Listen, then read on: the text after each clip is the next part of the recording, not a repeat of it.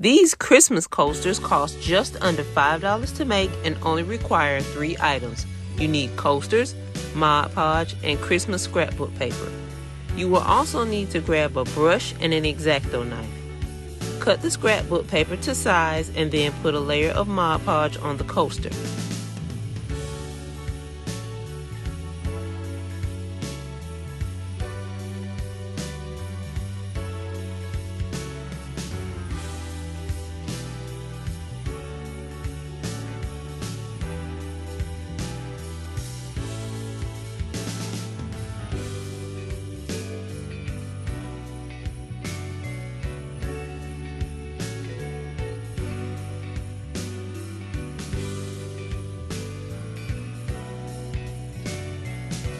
Add the paper on top and smooth it down to remove any air bubbles. Once it dries, add another layer of Mod Podge on top.